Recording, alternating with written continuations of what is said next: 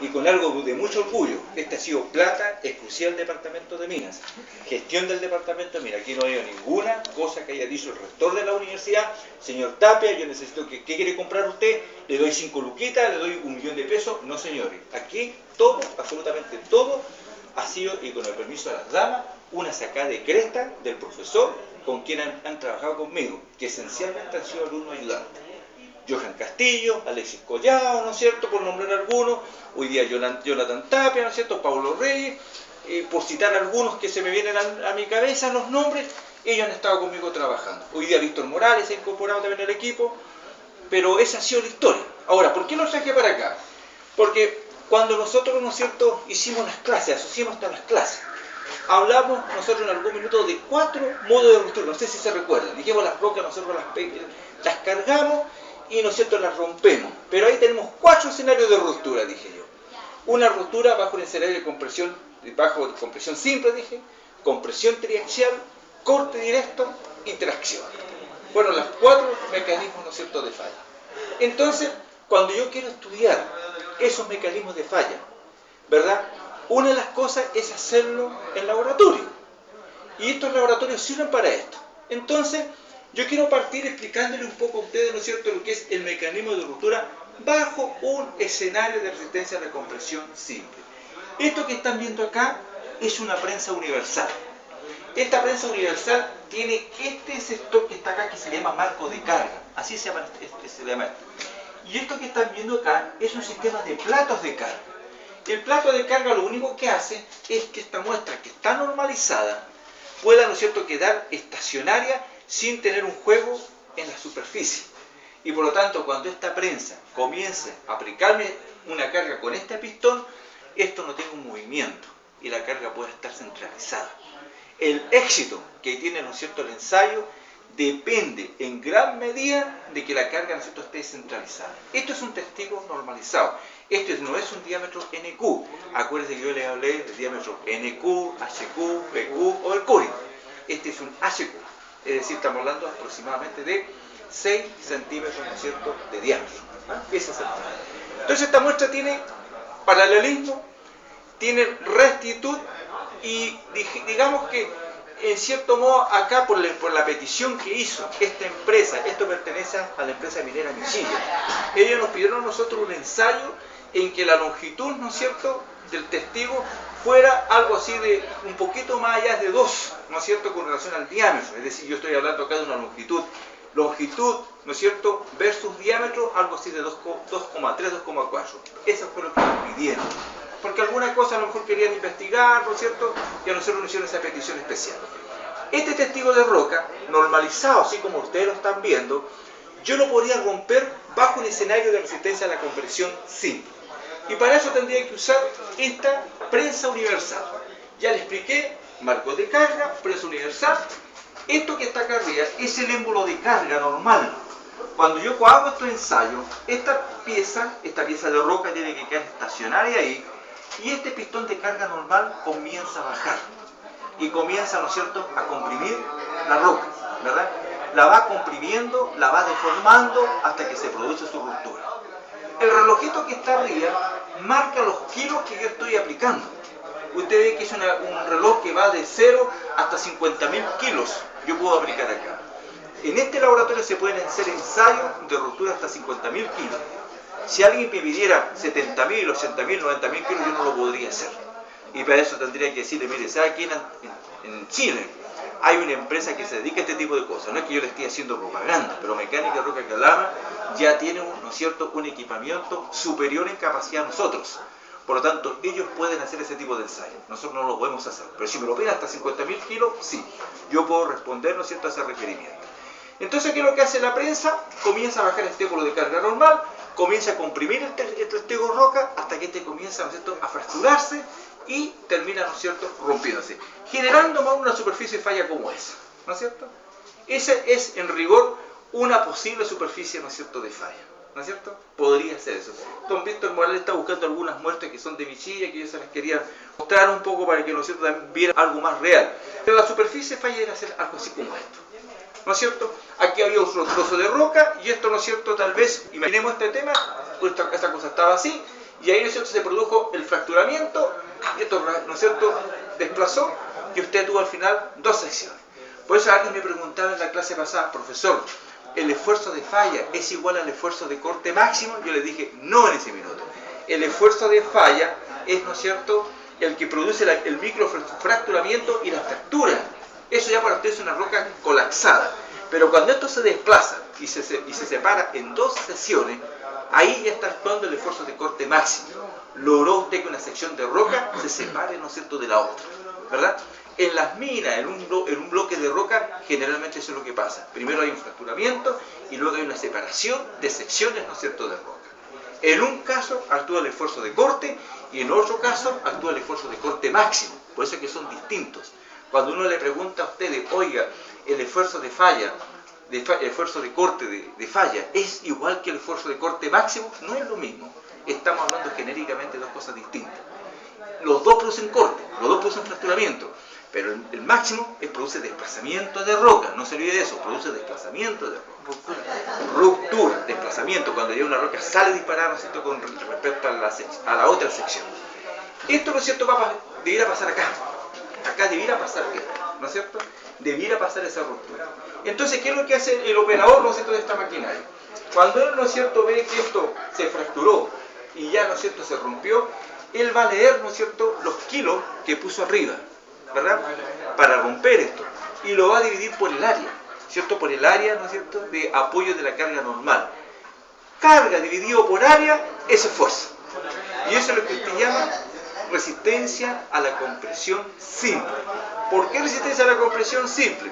Porque cuando yo lo tengo puesto de esa manera, entonces yo tengo un esfuerzo principal acá, que usted dice, es el esfuerzo normal mayor, el principal mayor sigma 1. Pero por los lados no tengo nada, tengo aire solamente. Y ese aire también está generando una presión al testigo de roca, pero es una presión despreciable, si la compara con la que está generando el émbolo de carga normal. Por lo tanto, ¿cómo está definida la resistencia a la compresión simple? Esfuerzos, ¿no es cierto?, laterales, 0, esfuerzo normal compresivo, mucho mayor, ¿no es cierto?, y el que produce la ruptura. Ese es un escenario de ruptura de las rocas. Este ensayo simula en la práctica la forma como colapsan los pilares. Cuando yo estoy en un método de explotación Ronan Pillar, por ejemplo, o estoy en un método de explotación que yo haya generado un pilar de roca, ese pilar podría romper bajo este escenario. Entonces lo que hace el ensayo es un poco simular esas condiciones de terreno puestas, ¿no es cierto?, en un laboratorio. Ese es el tema. Por eso yo le hablaba, ¿no es cierto?, de, ¿verdad?, resistencia a la compresión simple. ¿Se acuerdan que hablamos de un mecanismo de falla? Bueno, eso, ¿no es cierto?, es el tema. Ahora, esta maquinita, si ustedes se dan cuenta de esa palanquita negra que está allá, esta que está acá, tiene también para hacer tracción, ¿no? Yo tendría que mover la palanquita, que la tengo en compresión, no sé en qué, está en tracción. Entonces, si la muevo para acá, está en compresión, ¿no es cierto? Y si la muevo para allá, estoy en tracción. Cuando la muevo para allá para tracción, esta muestra se va a comenzar a traccionar y no a comprimir. Usted dice, pero ¿cómo lo voy a hacer? ¿Cómo lo tracciona? Porque a lo mejor esto empieza a levantarse y esto queda sin carga. Bueno, para eso hay que aquí incorporar, aquí a los lados, un sistema, ¿no es cierto?, de acoples, ¿no? Acoples que quedan pegados a la roca con una resina epóxica. Eso hay que darle un secado de más allá de 24 horas, generalmente 48 horas, cosa que quede esa pieza solidaria a esto. Y cuando yo la coloque acá, la voy a tener que usar con algún dispositivo que tiene esta maquinita y la va a empezar, ¿no es cierto?, a traccionar. Como eso es muy complicado, y realmente preparar una muestra de ese tipo cuesta un poco, está el famoso método brasileño. Dice, ¿de dónde el método brasileño? Ya estás pensando dónde viene el método. Brasil, de la Universidad de Sao Paulo. Ellos generaron, ¿no es cierto?, el método brasileño para hacer ensayo de tracción. Entonces, ¿qué dicen ellos? Mira, sé que no te preocupes de las mordazas que estés colocando acá. Simplemente, córtate una rodaja de roca. Y esa rodajita de roca con un cierto espesor normalizado, pónemelo así, ahí. Entonces tú bajas el émbolo, empiezas a presionar el disco de roca y el disco de roca se te va a romper por tracción. Porque aquí va a empezar a comprimirlo usted, pero la roca que va a empezar a traccionar para el lado, ¿no es cierto?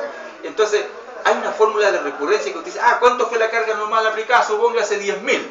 Ya 10.000 lo meto en la formulita, ¿no es cierto?, que dice carga aplicada, y eso lo voy a explicar, se lo voy a poner en pizarra. ¿Tenía un anillito, Víctor, ahí o no? Sí. ¿Ya? anillito, ¿no es cierto?, que me trajo Don Víctor. Este es el anillo que yo debiera cortar, preparar. Este anillo no es cualquier anillo. Este anillo tiene un espesor. ¿Ah? Este espesor está normado. Las normas ASTM o la Sociedad Internacional de Mecánica de Roca le dice a usted, señor Tapia, yo quiero que usted me haga un ensayo de tracción indirecta, método brasileño. Por lo tanto, el espesor que usted tiene que estar en relación con la longitud del testigo de roca, ¿no es cierto?, que usted va a ensayar. Esto salió de acá. Yo corté, ¿no es cierto?, una sección, ¿no es cierto?, que es para hacer el ensayo de tracción. Entonces lo que vamos a hacer es colocar el anillo ahí, ¿no es cierto? Ahí vamos a colocar el anillo. Y vamos a empezar a romper, y la ruptura va a ser esa. ¿Ah? Ahí se rompió. Pero eso se rompió por tracción. Aquí yo empecé a aplicar una carga normal, y esto se empezó a traccionar, ¿no es cierto?, hacia los lados, ¿verdad? Y cuando se traccionó hacia los lados, yo, ¿no es cierto?, mediante esa fórmula de recurrencia, puedo estimar cuál es la resistencia a la tracción de esta muestra, ¿no es cierto?, pero lo estoy haciendo en esta maquinita, ¿no es cierto?, o en esta prensa universal. Esta prensa universal. Para esto sirve esta prensa. Por eso que a veces nosotros hemos tratado de que los estudiantes muchas veces no manipulen el equipo, porque esto funciona a través del aceite hidráulico. Y cuando usted empieza a aplicar la carga, hay que tener, ¿no es cierto?, hay que tener una aplicación de la carga en forma gradual, ¿no es cierto? No llegue enojado al laboratorio y le aplicó toda la carga, ¿no es cierto?, y rompió la muestra y chao, me voy. Porque cuando usted hace eso, hace saltar las válvulas, ¿no es cierto? Como esto es un material duro, ¿no es cierto?, para que se pueda fracturar esto se tiene que empezar a acostumbrar a una carga aplicada. Después otra carguita más, otra más, hasta que sea por ruptura. Pero si yo le aplico toda la carga de un solo golpe, lo más probable es que yo la rompa, pero también me hace pedazo la prensa.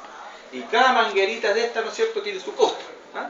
Además que hay una norma, ¿no es cierto?, de las normas CTM y la Sociedad Internacional de Mecánica de Roca. La carga debe aplicarse con una velocidad de 0,5 megapascal por minuto. ¿Qué significa eso? Yo aplico una carga de 0,5 megapascal y dejo eso que espere 1 minuto, 2 minutos, para que la muestra se acostumbre a esa carga. Y luego aplico el otro incremento, el otro incremento con esos rangos de tiempo, hasta que, ¿no es cierto?, rompa. Por eso un ensayo de esto puede demorar, ¿no es cierto?, dependiendo de la dureza, podría ir de unos 5 minutos, incluso hasta unos 15, 20 minutos, ¿no es cierto?, en romperlo, ¿verdad?, por la aplicación de la carga con una cierta velocidad. Entonces, resumamos. ¿Qué es lo que estamos viendo acá? Dos escenarios de ruptura, de acuerdo a lo que hemos visto en clase. Un escenario de ruptura bajo el ensayo de resistencia a la compresión simple y un escenario de ruptura bajo un fenómeno de tracción, ¿no es cierto? En que ya le expliqué que la tracción tiene dos posibilidades. Tracción directa, que las mordazas que yo le hablé, pero tracción indirecta. Este ensayo es el que hoy día se pide en todas las empresas. Y se pide por dos razones. Una, porque es más barato, ¿no es cierto? Esto es mucho más barato. Ensayar así es más barato. Pero también interpreta mejor la forma real como rompen las rocas. ¿Ya? Acuérdense lo que decía Morvo. ¿Qué decía Morvo? Las rocas rompen por tracción cuando esto alcanza un valor máximo. Pero, ¿no es cierto?, además decía Morvo, la tracción es inducida por un esfuerzo normal compresivo. ¿O no? Eso es lo que decía. Aquí está. Yo aplico una carga normal compresiva y voy a generar una tracción. ¿No es cierto? Moore. En todo momento estoy hablando de lo que dijo Moore nomás. ¿Me entiendes? Y cuando, ¿no es cierto?, tengo ese testigo de roca y lo fracturo y lo rompo, también está presente Moore. Porque empiezo a cargar esto en forma normal, ¿no es cierto? Esto empieza a generar fractura y va a generar una separación de dos secciones de roca. ¿Qué es lo que genera ahí? Un esfuerzo de corte. ¿No es cierto? Este es el esfuerzo de corte, ahí está el esfuerzo de corte. Eso genera el esfuerzo de corte. Entonces, aquí hay un esfuerzo normal, aquí se produjo todo un esfuerzo de corte. Morpo. Ese tau, esfuerzo de corte, depende de qué? Del esfuerzo normal compresivo. ¿Se dan cuenta? Entonces, están los dos mecanismos claros, siempre lo mismo, no hay diferencia. ¿Qué es lo que viene? Que, ¿no es cierto?, nosotros ahora, yo le explique un poco algunos formulismos que hay en esta cuestión, pero básicamente me interesa que usted visualice el equipo, porque en algún minuto se va a ver o se le va a cruzar en su camino este tema. Usted va a tener la posibilidad en algún momento de hacer un trabajo, de estar a cargo de un proyecto en que el desarrollo de ese proyecto le va a exigir información. Y usted va a tener que pedir a un laboratorio que les haga, ¿no es cierto?, los ensayos. para que esos datos les sirvan para calcular ciertas cosas que ustedes quieren de su proyecto de mina. Esa es la prestación de servicios que hace Mecánica de Roca, siempre al servicio, ¿no es cierto?, de un proyecto, de un proyecto, ¿no es cierto?, de mina. Vamos a ir al fondo ahora, y vamos a ver ahora lo que es la celda HUD, que algunos dicen la celda HUD, ¿no es cierto? Suena como raro, así, un equipazo, no es tan complicado. Y las cámaras triaxial. Vamos para el fondo, y ahí les muestro entonces ahora lo que es una cámara triaxial y lo que es una celda HUD. Ya saben que aquí vimos dos mecanismos de ruptura, ¿no? Profe, Simple. ese ensayo se hace varias veces y después se linealizan los... El primero se linealiza y después hacemos los ensayos. ya. Claro, este te permite salir, este ensayo los muestro cuando vayamos a salir. ¿Ya? Ya has visto, agradecido. Déjenme pasar, para chiquillos, para explicarle algunas cositas. Permiso, niño. Entonces, miren, ¿qué es lo que tienen acá en estos minutos? Les voy a presentar, vamos a partir por esto que está acá. Opa, déjame Estos fierros, grabar. usted lo ve, muchas veces son fierros Ahí lo subo al grupo. chiquitos. ¿Sabe usted que esta pura celda cuesta alrededor de 2 palitos? Yo siempre le digo a los estudiantes cuánto valen las cosas, porque a lo mejor no se imaginan, ¿no es cierto?, cuánto es el valor de las cosas. Esto vale 2 millones de pesos más. La celda, ¿no es cierto?, triaxial. Entonces, mira, ¿qué es lo que le voy a mostrar yo ahora? Ahora vamos a ir, ¿no es cierto?, al otro escenario. Allá dijo ruptura por compresión simple y ruptura por tracción. Aquí vamos a ver ahora ruptura por compresión triaxial, ¿no es cierto? Y para poder, ¿no es cierto?, estudiar la ruptura por compresión triaxial, yo tengo que usar este equipo que está acá. Esto se llama celda triaxial. ¿Cómo está compuesta la celda triaxial? La celda triaxial, ¿no es cierto?, tiene este que se le llama el manto de la celda. Manto de la celda. Y, ¿no es cierto?, el mantito de esta celda, si ustedes se dan cuenta, tiene acá una tapa, ¿no es cierto?, tapa inferior, ¿no es cierto?, y tiene además esta tapa, ¿no es cierto?, superior. Eso es lo que está haciendo la celda. Así está conformada la celda. Y por un lado, tiene estos fittings de ingreso de un fluido, que es, ¿no es cierto?, aceite hidráulico, ¿cierto? Aceite hidráulico. Entonces, ¿qué hacemos nosotros en el ensayo? Nosotros en el ensayo, lo que hacemos, ¿no es cierto?, es pescar un testigo de roca normalizado, y colocarlo, ¿no es cierto?, dentro de esta membrana, ¿verdad? Ahí, ¿no es cierto? Bueno, este tiene un diámetro mayor, pero yo diría colocarlo dentro de esta membrana. Y la membranita, ¿no es cierto?, debiera, ¿no es cierto?, ingresar acá. De hecho, aquí ya tiene puesta una membrana, igual que esta está puesta aquí ya, ¿no es cierto? Entonces la muestra debería quedar acá dentro. A ver, ¿qué es lo que estamos tratando, ¿no es cierto? Ahí está entrando, ¿no? Esta muestra debería quedar, ¿no es cierto?, acá, ahí.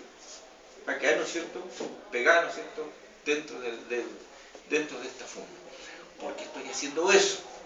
Primero que nada, para que se entienda el ensayo, estoy protegiendo la muestra de roca con esta funda para evitar que el testigo de roca se sature de aceite hidráulico. Como yo estoy usando un fluido, que ya lo voy a explicar para qué sirve eso, quiero que la roca no se me contamine con aceite hidráulico. Y por eso la coloco dentro de la funda. Ese es el objetivo. ¿Verdad? Si ustedes se dan cuenta, esta manguita de protección tiene como un rebarbe ahí, ¿no? Ahí.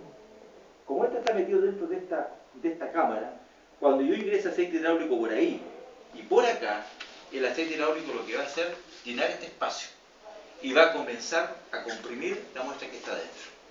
Dependiendo de la presión que yo le ponga, esto va a comprimir más o va a comprimir, ¿no es cierto?, menos.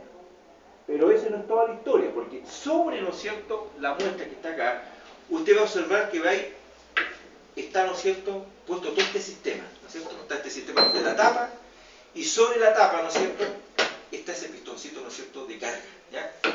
Está ese pistoncito, ¿no es cierto?, de carga. Entonces, ¿qué es lo que hago yo durante el ensayo?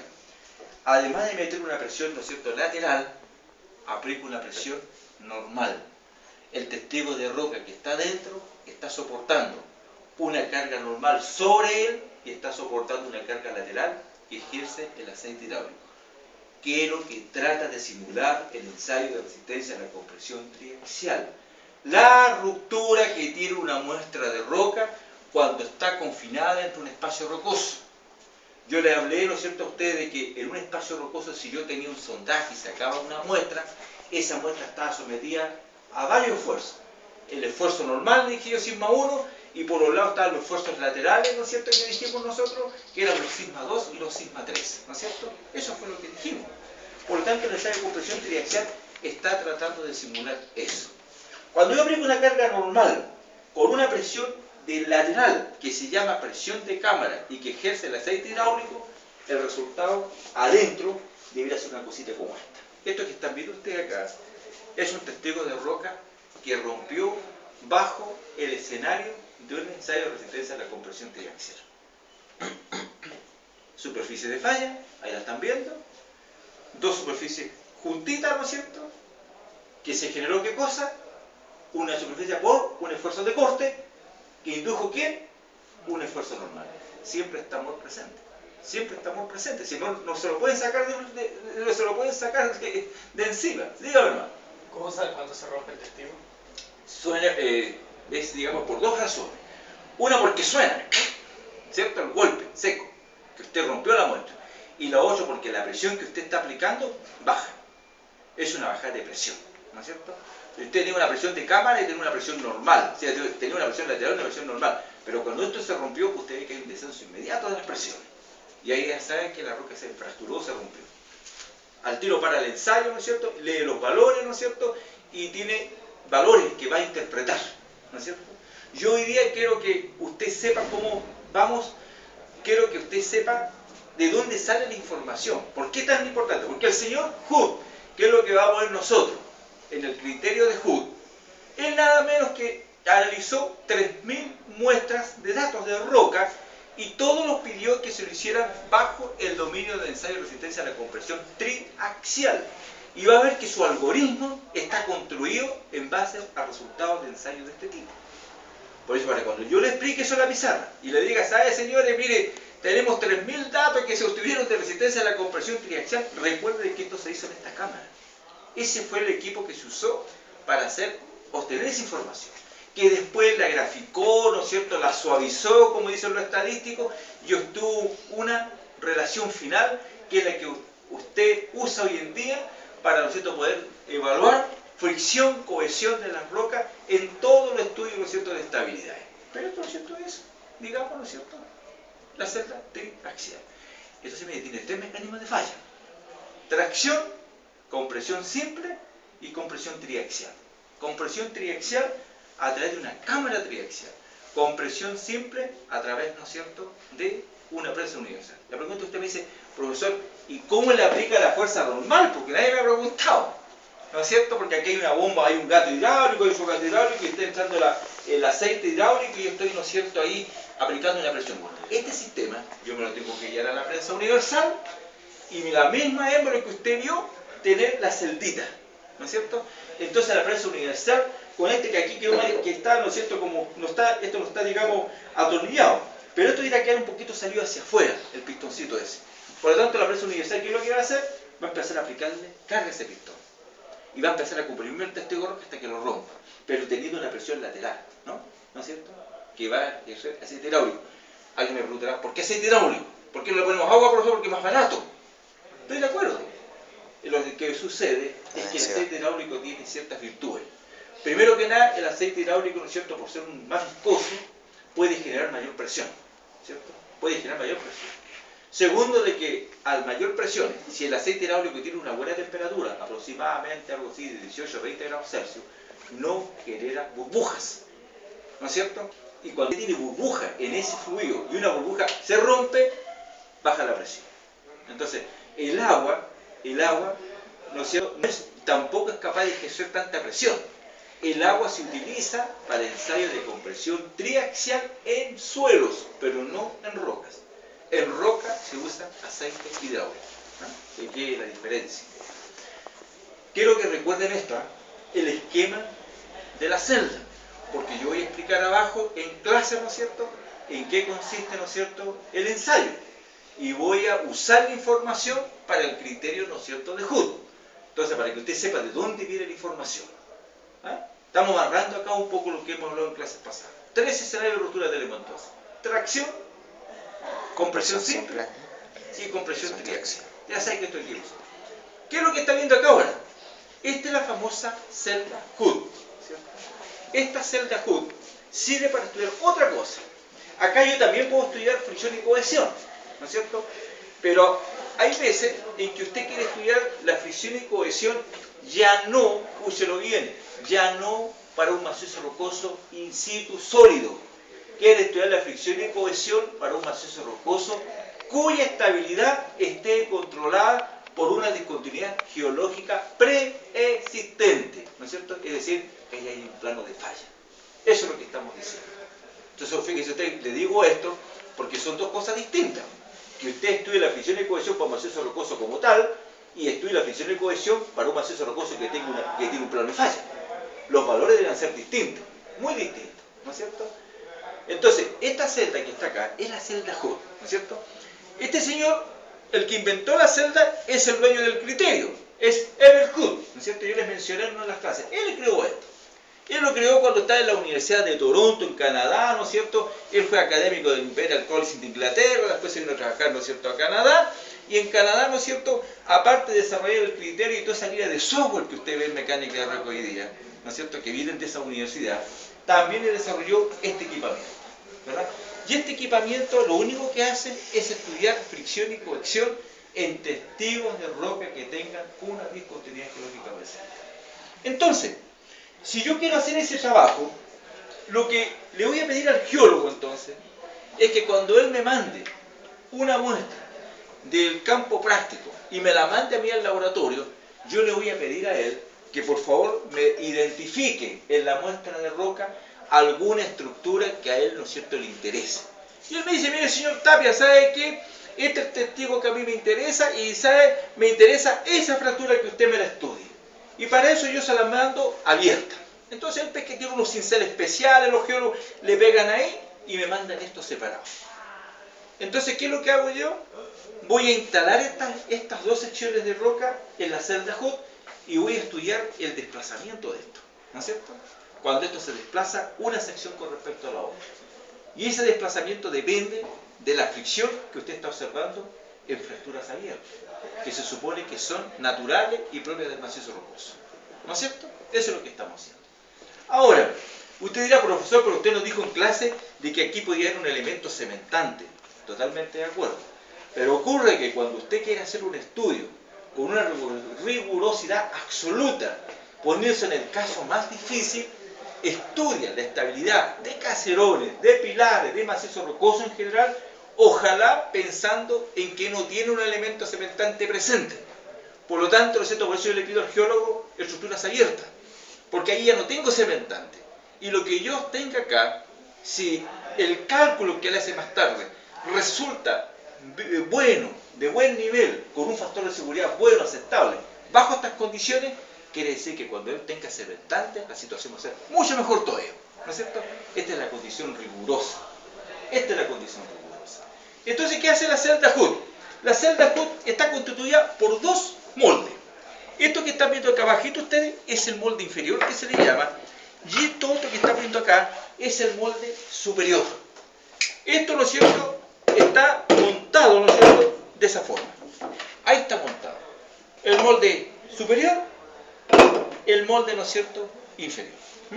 ¿Quién se mueve durante el ensayo? Es este que está acá. Si usted se mueve, esto puede moverse en esa dirección. O si yo quisiera moverlo en esa dirección, también. Nuestra celda Hood tiene la posibilidad de moverse en las dos direcciones. Los modelos antiguos solamente podían hacer usted en una dirección. Usted dice, bueno, ¿por qué tiene que ir ese profesor que se mueva para allá o se mueva para acá? Mucho, porque ocurre que, ¿no es cierto?, depende cómo esté orientada la estructura, ¿no es cierto? Depende de cómo esté orientada. Yo, por ejemplo, acá tengo esta estructura así, pero podría tener palo la cuestión. Entonces, el juego, ¿no es cierto?, permite un poco satisfacer la estructura principal abierta que a mí me están mandando, ¿no es cierto? Ahora, para yo poder hacer el ensayo, lo que tengo que hacer previamente es instalar, ¿no es cierto?, instalar la muestra, esta sección, por ejemplo, colocarla de tal manera que me quede la superficie de la estructura arriba. Y eso tiene que quedar fijo, solidario, ¿no es cierto? Pero como, ¿no es cierto?, el movimiento puede ser tan intenso, podría, ¿no es cierto?, significar de que si esto no fuera duro, se me levanta todo el cemento y pierdo, ¿no es cierto?, la presión aplicada, porque esto terminaría, ¿no es cierto?, desintegrándose. Esto que están viendo acá es un yeso amarillo de alto fraguado.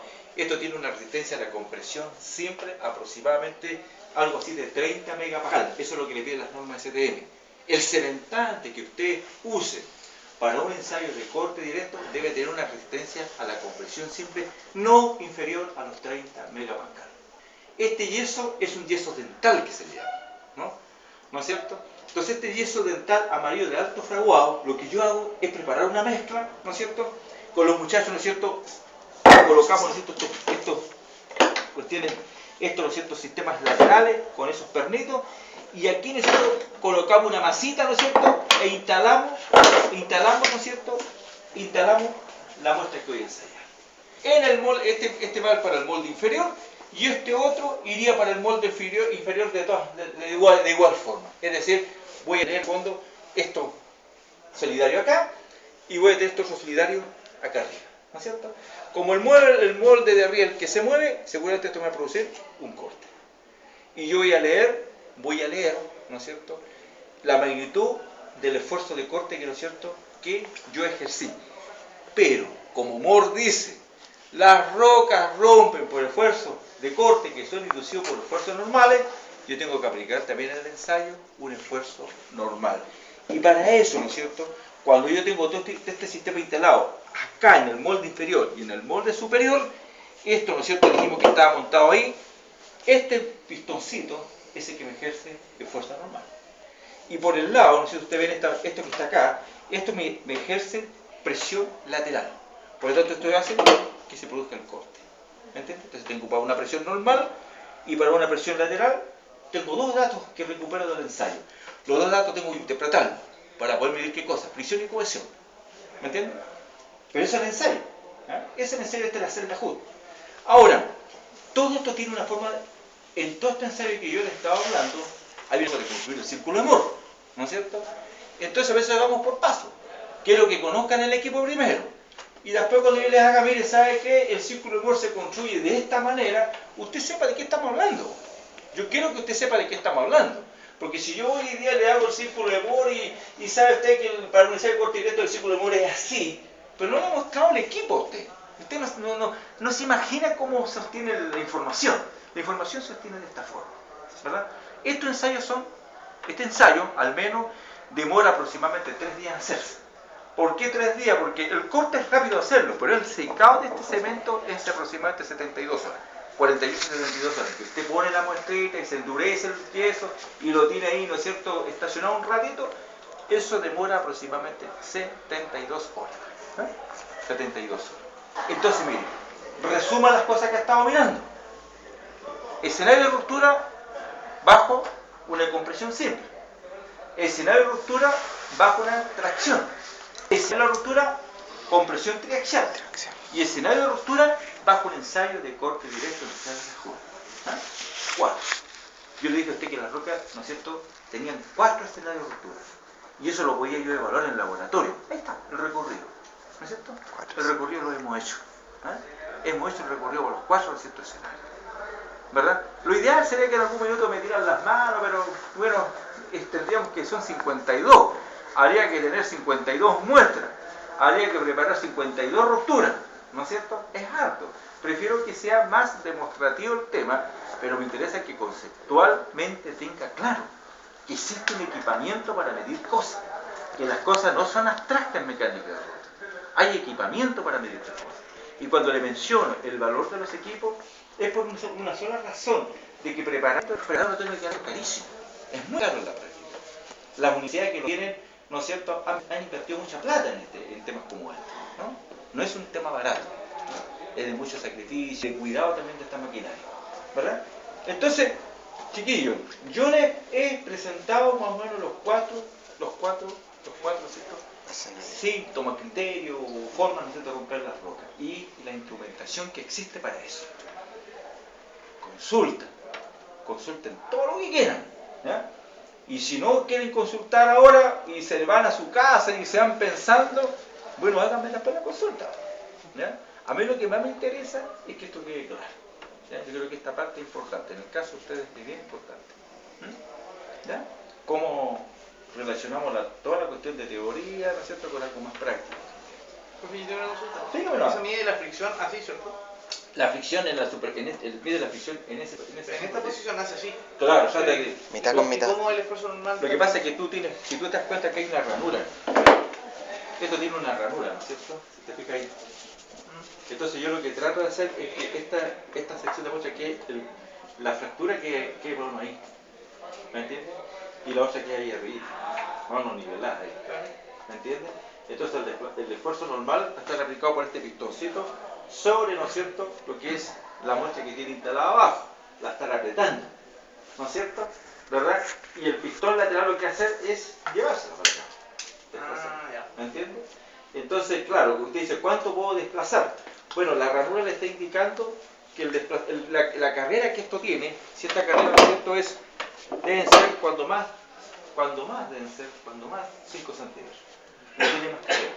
O sea, se hace una carrera para cada esfuerzo. Lo que pasa es que nosotros cuando hacemos el ensayo aplicamos 3 esfuerzos normales, ¿ya? ¿Qué es lo que hacemos nosotros generalmente? Yo le digo aquí a los muchachos, ya mira, vamos a enseñar esto, aplícate una carga normal, por decirte el número, 10 megapascal, ¿ya? Ya 10 megapascal, profesor, sí, para un desplazamiento de 1 centímetro, ¿ya? El compadre viene, me aplica eso, ya, páralo un ratito ahí. Auméntate la carga normal a 20 y aplícale 2 centímetros más. Ya, profesor, ahí está. Y la última carga, hácemela, ¿no es cierto?, de 20 megapascal. Y ahora andate al final, ¿no es cierto?, de la carrera. Tengo 3 datos de esfuerzos normales, 3 datos de esfuerzos, ¿no es cierto?, laterales. Y yo puedo tener 3 puntitos puestos en el espacio, una rectita por el famoso método de los mínimos cuadrados, la pendiente es la fricción. Es carrera por esfuerzo, entonces. Sí, una cosa así. En el fondo ese es en el fondo. Pero lo que estás midiendo es la fricción acá. Eso es lo que estás midiendo, la fricción que esto tiene. Se supone que en un macizo rocoso grandote, ¿no es cierto?, en un punto del macizo rocoso puede que haya una superficie de falla. Y por todo el peso de la roca, ¿cierto?, que usted está recibiendo ahí, se produzca un desplazamiento, un colapso. Si esto yo lo tuviese en el techo, por ejemplo, ¿no es cierto?, ¿verdad? Entonces usted estaría, a lo mejor, cuando usted está inspeccionando un túnel, ¿qué es lo que va a mirar del túnel? Va a mirar eso. Eso es lo que va a mirar. Tú miras la corona y tú miras eso, entonces tú dices, bueno, esto es una fractura abierta, así, quiere decir que para atrás hay un plano de falla, ¿no es cierto? Y que por el peso esto puede caer. Pero ¿de qué va a depender que caiga? De la fricción que haya en la superficie de falla, ¿no es cierto? ¿Se fijan? Ese es el tema. Eso depende de la ¿Ya? naturaleza geológica. Claro, la naturaleza geológica de la roca y cómo está impuesta la fractura. Porque esta fractura se la estoy mostrando abierta, pero podría tener un cementante, ¿no? ¿Sí? Agua también. Y bueno, el agua generalmente lo que hace es sacar el cementante y dejarte la fractura abierta. Pero podría esto estar sellado. Entonces, en un caso o en otro caso, hay más estabilidad o menos estabilidad. ¿No es cierto? Ese es el tema. Estudiar, ¿no es cierto?, la estabilidad que tiene el cuerpo, la roca, frente a la fractura. Abierta, sellada, semisellada, en fin. ¿Qué les parece? Bien. ¿Qué es lo que viene? ¿O qué es lo que yo debo hacer con usted ahora? Ponerle número a esta cuestión. Siempre digo lo mismo. Yo explico esto, pero le coloco número. ¿Qué sentido le coloco número? Pero vamos a ver, ¿no es cierto? Le voy a escribir un poco ahora el ensayo de conversión triaceal, pero usted me va a estar siguiendo, si no, si este compadre me está mostrando la celda que vive arriba. Cuando le diga, mira, ¿sabe que esta es la presión de cámara Sisma 3? Ah, no, si era la presión que él decía que se aplicaba de forma lateral. Mira, esta es la presión Sisma 1 que se aplica en la cámara. Ah, me está hablando de la presión que se aplicaba arriba, ¿no es cierto? Y cuando le hable del corte directo, ya lo decimos, esto queda con un cemento fraguante. Ah, no sé, la cuestión amarilla que yo vi de arriba, y que él nos explicó que el deslizamiento en el que le interesaba a él, ¿no es cierto?, la fricción que había ahí. Ya está como conectado el tema, ¿eh? Ya un poco lo vio. No es una cosa negra para usted, como una caja negra, usted, ¿de qué me habla? ¿No es cierto? Eso es lo que quiere. Eso es lo que quiere. Ese es el tema, ¿no? Si eso se logra, estupendo. ¿Ya? Bien, ¿verdad? Así que es un poco el tema chiquillo. Resumen entonces, vio los 4 criterios de ruptura que más o menos existen. Después le voy a poner algunas formulitas, ¿no es cierto?, al tema. Y quedamos, yo creo, bien en esta parte. Después que hagamos eso bien, le voy a hacer una prueba. Antes no quiero hacerle ninguna prueba porque quiero que entienda bien. ¿Ya? Para la prueba quiero que llegue entendiendo cuestiones. ¿Ya? La última consulta. Dígamelo. Esa fractura que se provoca así, sería cuando usted dibuja el círculo de Moore en el gráfico, sería como verla así la... Sí, lo que pasa es que esto, ¿no es cierto? Por ejemplo, cuando esto estaba fijo, cuando esta roca estaba fija, ¿no es cierto? Estaba solitaria y tú no le hayas generado ninguna fractura, ¿no es cierto? Seguramente ahí hay un círculo de Moore, ¿no es cierto? El círculo de Moore, perdón, cuando ya tú la fracturaste, yo te dije el otro día, hay un círculo de Moore que estaría, ¿no es cierto? Acá, ¿no es cierto? Dando vuelta acá, porque se supone que interior de la roca, cuando esto estaba solitario, hay unas cosas que no te provocaban ruptura. Pero cuando esto empezó a romperse, ¿no es cierto? Sí, hay esfuerzos que escapan a un cierto valor. El círculo de Moore lo único que te está haciendo es acotar gráficamente dónde comienza y dónde terminan los esfuerzos que, en cierto modo, resisten o ponen resistencia a la ruptura. ¿Me entiendes? Lo vamos a dibujar en la clase para que se pueda asociar esto con el círculo de Moore. ¿Ah? Yo creo que sería bueno. Sí, sería bueno. Porque ya lo vio roto, entonces bueno, profesor, ahora, ¿dónde está el círculo de Moore acá? ¿No es cierto? ¿Verdad? ¿Dónde está metida la herramienta, esta gráfica? Yo se lo voy a explicar. Porque cada uno de estos ensayos tiene un círculo de Moore. Usted construye un círculo de Moore para este ensayo, resistencia a la compresión triaxial, construye un círculo de Moore para corte directo, un ensayo de compresión, círculo de Moore para compresión siempre y otro para tracción. ¿Verdad? Lo construye, pueden construir. Profesor, ¿piensa cómo se llama? Esto se llama celda de compresión triaxial. ¿Ya? Son equipos que nosotros, esta me llegó a nosotros hace 2 años atrás, 3 años atrás llegó esto. Esto es un lujo, lo voy a decir yo, porque no todos los laboratorios tienen celda HUD. Nosotros para esto tuvimos que hacer hasta unos bingos, unas rifas por ahí, para conseguirnos las lucas. Yo vuelvo y si tienen algo. A nosotros nos ha puesto un miserable peso la universidad. Esto que están viendo ustedes aquí construido, esto ha sido un sacrificio de 10 años más o menos, ¿ya? Que partió con el decano Pedro Córdoba y remató algo con Miguel Álvarez, ¿no es cierto? Ellos fueron los decanos que en algún momento hagamos algo, hacete algo que sea algo representativo de usted como minero. Esto es minero, ¿no es cierto? Miguel Álvarez, antes que se retirara de decano, vino a ver esto. Dijo, qué bueno que lo hayan construido y lo que dijimos en algún momento está materializado. Sí. Ahora hemos ido equipándolo más porque hemos tratado de incorporar la parte suelo también, ¿no? No solamente roca, sino que también la parte suelo. Entonces también tenemos instrumentación para hacer ensayos de mecánica de suelo. Es decir, la idea mía es que los estudiantes puedan vincularse, ¿no es cierto?, con el equipamiento. Hoy día ustedes están en mecánica de roca, estamos viendo algo de mecánica de roca. Quizás, ¿no es cierto?, aquí lo que nos estaría faltando, y si nos da un poco el tiempo, mostrarles cómo se determinan los módulos elásticos. Nosotros también tenemos el equipamiento para hacerlo. Entonces podría ser como ya un último laboratorio para ver cómo se determina, ¿ya? Que ustedes vean que el equipo existe. Nosotros también tenemos esa maquinaria para poder hacerlo, ¿no? ¿Ya? Entonces he ido completando esto. Los que sigan la ingeniería civil, bueno, yo pretendo que en ese curso también sea un poco más generoso en la parte laboratorio, ¿ya? Hasta ahora no lo hemos hecho por algunas razones. Tiempo más que nada, porque también, si usted se da cuenta, para esto tiene que haber gente especializada. Aquí no es llegar y meter a una persona de la noche a la mañana y decirle, ya pues háblame de los ensayos. No, hay que tener una cierta preparación en el tema, cierto conocimiento de las cosas. No es un tema que se pueda, una experiencia que se pueda adquirir de forma rápida.